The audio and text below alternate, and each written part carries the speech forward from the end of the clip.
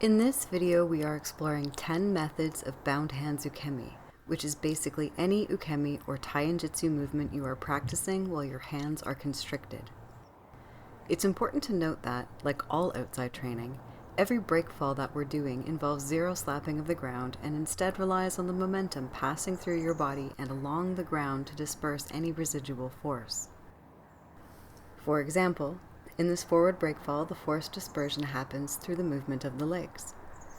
Basically, what you're doing here is putting together foundational taijutsu skills, such as your rolling, breakfalling, leaping, and kamae, in a combination that allow you to travel through whatever levels and distances you require. Well, I'm using a lot of straight lines here in terms of breakfalling forward and rolling forward, or breakfalling forward and rolling diagonally.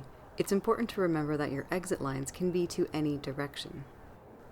If you've been following along with our at-home learning series, then these skills should be easy to put together.